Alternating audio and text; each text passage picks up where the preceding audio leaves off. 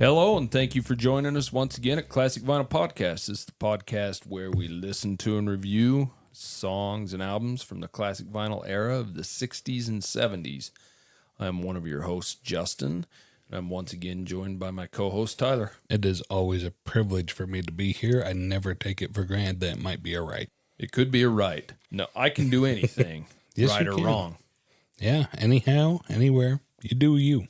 Maybe you're hinting at the song we're doing today, but of course, we're going to do one of my favorite bands. Let's be honest, I have a lot of favorite bands, but and in my humble opinion, I think The Who is the best all-around band. I think they have the best lead vocalist. That's the Baron Roger Daltrey. Correct. By far, they have the best bass player in John Entwistle. Yeah, that is Earl John Entwistle. Yeah, and I think, even though Pete Townsend is not the best guitar player of all time, in my opinion, he's an amazing guitar player, very innovative and a great guitar player. But the fact that he's a singer, a songwriter, what he's done, and the way he plays guitar, to me, all around the best guitar player with everything he needs to have. And by far, and I know people argue with me about this, and we've got some hate mail, the best drummer in the world in Mr. Keith Moon. I will fight anybody. Lord Keith Moon is my spirit animal. He's certainly a crazy drummer, but he's an amazing drummer. Let me give you a little history on the rock band The Who. They're obviously an English rock band formed in London in 1964. They consist of Roger Daltrey on vocals, Pete Townsend, he's the main composer of all the songs, guitarist and some vocals, John Entwistle on bass, and Keith Moon on drums. Now, Townsend met John Entwistle while attending high school in London. That's how they knew each other. Entwistle actually joined a band called the Detours with Roger Daltrey. Soon after that, Pete Townsend joined. Keith Moon was the last to join that band. Townsend and Daltrey soon came up with the band name The Who, but they did change the name to the High Numbers for a little while, but back to The Who, which is an excellent band name. It really is. It's a perfect band name. The band has sold over 50 million albums worldwide. They actually arrived in the U.S. on the second wave of the British invasion. They're known for their very chaotic live performances with Pete Townsend smashing his guitar, Keith Moon kicking over his drum set, blowing up his drum set, whatever you want, blowing up hotel rooms, driving limos into swimming pools, all kinds of stuff. Yeah, that's why Keith Moon is my spirit animal. Yeah, I get it. And, the funny thing is with Pete Townsend breaking all those guitars, it really started as an accident. I've heard a couple things that he bashed it into the amp, that he threw it into the ceiling. I think he threw it into the ceiling and it stuck and everybody freaked out, Yeah, everybody loved it. So he's like, okay, I guess this is where we're going now. Yeah. And Roger Daltrey's like, this is getting expensive. Yeah. Well, I think Pete spent a lot of time repairing guitars to play them again. Now, The Who, even though they did come over on the second wave of the British invasion, they really didn't become commercially superstars until the release of Tommy, the rock opera double album in 1969, especially in the United States, is what that really kicked off their popularity big time. Tommy helped propel the band The Who as one of the biggest bands of the 70s. Certainly not as big as what Led Zeppelin was, but they were up there. And I like The Who better than Led Zeppelin, and I don't want Led Zeppelin fans to get mad at me because I love Led Zeppelin, but I love The Who too. I like their range. I like everything, but I'm not one that always just says this is better than that. It always depends on your mood, and why argue? Because guess what? We've got them all. That's right. The Who did have their farewell tour in 1982, which is kind of strange because I've seen them twice since then. But the band formed together again in 1989, the late 90s, up until Entwistle's death in 2002. And Pete Townsend and Roger Daltrey are still touring to this day. So they've kind of taken a little hiatus, but I think they're going to be back at it again. I hope so, because I would like to see them one more time. And these guys, I've seen them like in documentaries and such. They've aged well. They're still looking really good. Other than Pete doesn't have any hair. Well, yeah, Pete doesn't have any hair, but Daltrey, boy, he's still a good-looking guy. They look good for being 80s, right? Absolutely. So all in all, they have 12 total studio albums. 10 of those albums were from 1965 to 1982. They did release one album in 2006 and one studio album in 2019. They have 16 live albums, most popular Live at Leeds, which I've got to throw this in. I know I've said it in our other episodes about The Who, the best live band that exists, bar none. I'm sure people will argue with me, but I'm not going to change my mind on We'll that. fight anybody. Yes. Yeah. They've released 27 compilation albums, 4 EPs, and 4 soundtracks. Now, the first 2 studio albums were different in the U.S. and the U.K., kind of like what you've seen with the Beatles and the Stones and like that. So, My Generation was in the U.K. In the U.S., they called it The Who Sings My Generation. And then in the U.K., on their second album, you had a quick one, where in the U.S. it was called Happy Jack, and had a little bit of different song lineups and things like that. Their top-selling albums are Tommy and Who's Next. And Tommy has over 20 million album sales. Who's Next has over 4 million album sales. It's amazing that Tommy has sold over 20 million albums. It's just completely crazy. Yeah. So 10 albums were in the top 10 in the UK. All of their albums were in the top 20 in the UK. Who's Next reached number 1. Quadrophenia, Tommy, and Face Dances all reached number 2. This is in the UK. 9 albums in the US reached the top 10, with Quadrophenia and Who Are You reached number 2. Who's Next, Face Dances, and Tommy reached number 4. It's kind of crazy that Tommy only reached number 4, but it's their best-selling album by far. I mean, by a long shot. You know, it's really impressive. Every album made it to the top 20. Yeah. That's incredible. Yeah, they're a great band. I mean, and I like how everything they did was kind of different than what they had done previously, and I think that's sometimes important. People like the sound of bands and like them to stay the same, but I heard a quote that said, we have 2 kinds of fans: the ones that are mad because we sound the same, and the ones that are happy because we sound the same. Mm-hmm. You can't ever win, but I like the bands that do a little bit different stuff. So they've released 58 singles all in all. 14 of those singles were in the top 10 in the UK. Only 2 of their songs reached number 2, I'm a Boy and My Generation. So no number 1 singles in the UK, which is crazy. 28 of those singles were in the top 50. Now, I Can See for Miles, number 9 in the US. That's their top charting song in the USA. 19 others in the top 50. So have not had a number 1 song, just like Led Zeppelin. That's shocking. Like Baba O'Reilly, Behind Blue Eyes. Yeah. Those didn't... Well, it does prove that sometimes we can say the charts prove the popularity, but it doesn't prove how good a song is. True. So, of course, John Entwistle, like I said earlier, died in 2002, but Keith Moon preceded him in death in 1978. I don't even think Keith Moon made it to 27, did he? Seems like he was young. No, he wasn't young. They started in 64, and he was 22. Okay. He died, so he would have been 36. 36. Okay, so yeah. I'm glad he got to live some. Yeah. He lived hard. Yeah. So the Who are innovators behind some of rock music's most daring experiments. Let's be honest, rock opera to feedback to destroying all their instruments on stage. I mean, they were a crazy band. And like I said, I think they're one of the best put together bands and the best live band there is and ever has been. I know they used to at least have some records for having some of the loudest concerts ever, which is probably the key to Pete Townshend's tinnitus, but it doesn't explain mine for some reason. I still, to this day, I've never talked to Jim Henson about it. He's gone, so I can't ever ask him. But I'm pretty sure that the Muppet Animal was based off of Without Keith a Moon. doubt. Yeah. Yeah, it's been stated Yeah, that was okay. the case, yeah. I was certain of that before we even talked about it. If it wasn't, it was a direct copy, let's put it that way. He's got the same eyebrows, dude. Come on. So do you want to get the song review? Yes, I do. And now it's time for the song review. Okay, so today we're going to do The Who and their hit single, Anyway, Anyhow, Anywhere. Now, Tyler, after listening to this song, we listened to it a couple times. We listened to it once live, which there's not very many live performances of it. But what is your history with this song? Have you heard it before? I think so, but if I have, it's in passing. It wasn't memorable. So for all intents and purposes, this is very much my first active listening to this for the purpose of critiquing.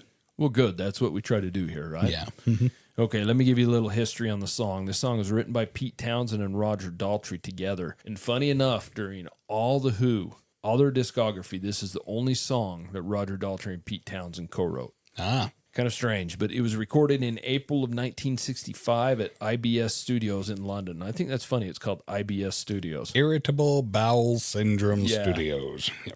Anyways, it was produced by Shel Talmy. And, of course, Shel Talmy obviously worked with The Who, The Kinks, David Bowie, many, many others, famous producer. This was a non-album single, which was very common in the UK in those days. I mean, you've seen it from the Stones, the Beatles. There's a lot of bands that have a lot of non-album singles. The single was released in the UK on May 21st. Of 1965, it had a B-side of a song called Daddy Rolling Stone, but in the U.S., it wasn't released until June 5th of 1965, so just a few weeks later, but it did have a different B-side, Anytime You Want Me. So this is the second single the band released, but actually kind of the third because they did release one single under the High Numbers name. Now, Nicky Hopkins is playing piano on this. We've talked about Nicky Hopkins before. He's played piano for the Stones, the Beatles, the Kinks, Jeff Beck Group, Steve Miller Band, on and on and on, a ton of groups. Excellent studio musician. So this song reached number 10 in the UK charts, and this became the band's second top 10 single after I Can't Explain. We did that song earlier.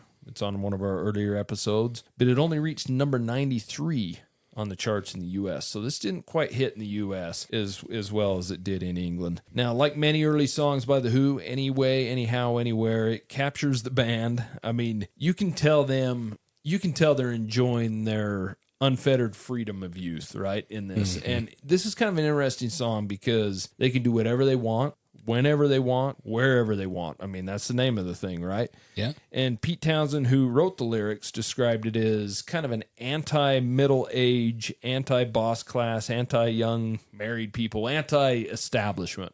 Total free spirits, right? Yeah, it really is. It's kind of funny because now he's an 80-year-old rocking on the guitar, and it's kind of strange because we've talked about that before, too, is all these people led these anti-whatever movements in the 60s, the big change. They're the kind of conformists now, right? Yeah. I don't know. I haven't really followed Pete Townsend's politics, if that's the word for it. But I don't know if his philosophy has changed from being a free spirit to being like a straight-laced, get your hair cut, kid, sort of thing. I think Pete's one of the few that's still kind of on the edge, a little crazy. Yeah, seems like it. He seems like a little bit. He's always been a little bit unapproachable, not in the best humor around people. I think he's just a grumpy ass. Yeah, he's just moody, right? Yeah. But this song, what it's most popular for is this is a song that contains one of the first uses of feedback on a record. Now, they did get beat out by the Beatles on that. Beatles had used it on I Feel Fine, but that's just a little bit at the start of the song. This has serious feedback in the song. Oh, liberal use of it. Yeah, and Roger Daltrey has stated, we were doing this feedback stuff even before this song was recorded. They'd be doing blues songs, and they'd just turn into a freeform jam, have a ton of feedback and jazzy noise going on, just to be crazy and different. So this is just part of the messing around with sounds then. I think so. Pete was getting all these funny noises out of his guitar at the time, banging his guitar against speakers. And basically what Jimi Hendrix became popular for after this. And I mean, let's be honest, I think he kind of stole it from Pete Townsend. I mean, he certainly specialized it, but Pete Townsend, I'm a huge Beatles fan. I Feel Fine, had feedback, and it was said that was a mistake because the guitar fell over by the amp, and they're like, oh, what's that sound? We need to do that. But you compare that to this, and this is the song with serious feedback. Yeah. If you hear it. And speaking of that feedback, when they released it on Decca in the U.S., the label rejected the master tapes because they thought the feedback was a faulty recording. They thought something was wrong with it because it does sound like something's going on, and you got to put yourself in the shoes of the times. People don't record that kind of stuff. No, I guess that's why this only made it to 93 in the U.S. They just weren't digging that sound. Well, yeah, I don't know about that. I think where these guys were kind of on the second wave. They were a good band, but really a backup band for a lot of those bands until, like I said earlier, Tommy really hit. And The Who didn't play this song very much live. I did pull up a live recording, and we listened to it. Was the live recording of them on the Ready, Steady, Go show.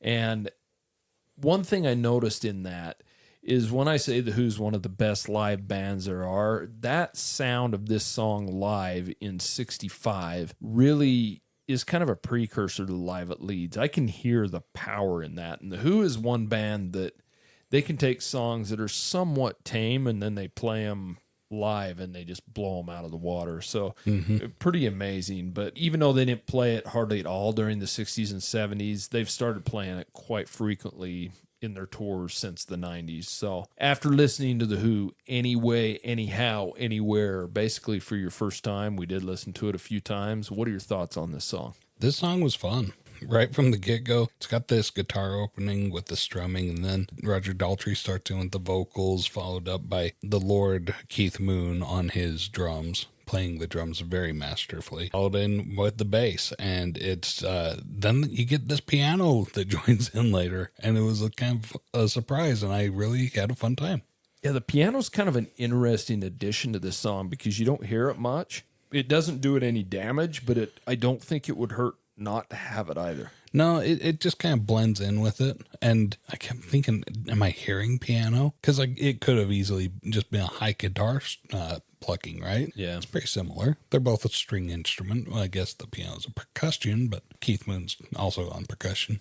Yes, he is. I gotta say, this is just kind of your quintessential. The free-spirited youth just does as he pleases, wants to do what he wants, when he wants, where he wants, doesn't care. And there's, nothing gonna stop him. I thought, that harsh sound of the feedback, it's totally in line with the awkwardness of youth and kind of those cringy moments where a kid's trying to figure out how to be cool and, wants to fit in, but is learning the boundaries of what's cool and what's acceptable amongst their peers. And so sometimes they go beyond and they just end up making a fool of themselves. And that feedback really just kind of cringes you just like that. And I thought, wow, that really fits in line with this masterpiece of a song. I thought it was beautiful. Love The Who. These guys are one of my favorite bands as well.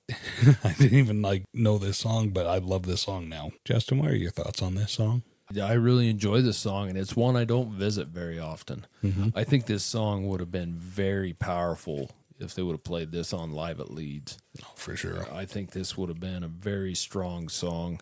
Just because hearing it on the Ready, Steady, Go, they've got that early power. They still haven't got into their big stacked amps and just blowing everything out of the water, but you can hear it. And that feedback, I'm trying to put myself in 1965, and you've never heard anything even remotely like that, because listening to it even now, even though I've heard this song a ton of times, listening to it on a good system, turned up a little bit, it's jarring. Yeah. It really is kind of jarring. And I can't imagine what people of the time thought. This is a pretty crazy song. I love the guitar opening. You can hear Keith Moon's power in this thing. Even though it's an early song, it's not mixed as well as some of their later songs. It's got that early 60s sound. I think people know what I'm talking about. It's just kind of raw and mixed. Not the best. It's just an early 60s song. It is what it is. But you can hear the power of Keith Moon. The bass line in it is great. John Entwistle is, I can't even let people argue with me about it, best bass player of all time.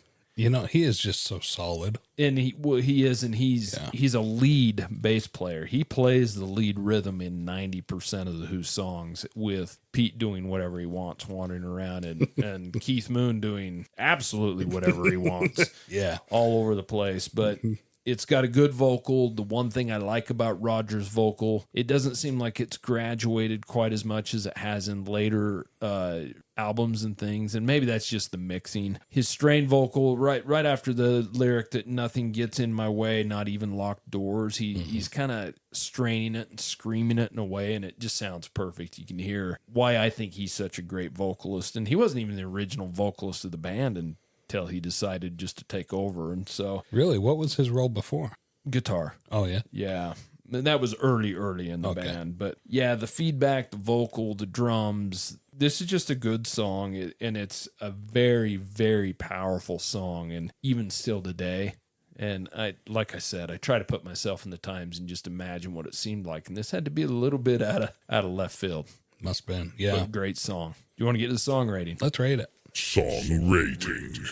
Okay, if this is your first time listening, I'm going to break down our rating system real briefly here. It's a 0 to 10, 10 being the best. I put this one I'm ashamed now because I think I like this song even better. I think I bumped up by a full point just talking about it, but I got to be true to myself. I put it at a 7. I think that it is reminiscent of that Who that I'm going to fall in love with, but this is early enough that it hasn't quite gotten there yet, and that feedback is jarring. I'm not really digging it too much, but I can appreciate what it is and what they're doing with it. Other than that, I just love everything about these guys.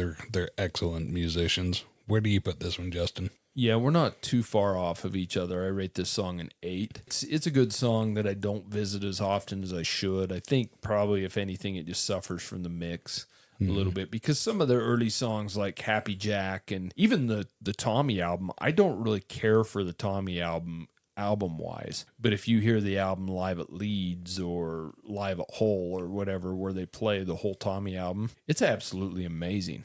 It adds so much more power to that album. And then when you listen to the actual recorded version, you're like, well, this is kind of, there's not as much power or bottom end to it and everything, and they're just amazing. But yeah, an 8 on this song. It's a good song. I probably should visit it more than I do, but I definitely am more into the later Who, Who's Next and Quadrophenia, obviously, and their live stuff, without a doubt. Bellboy.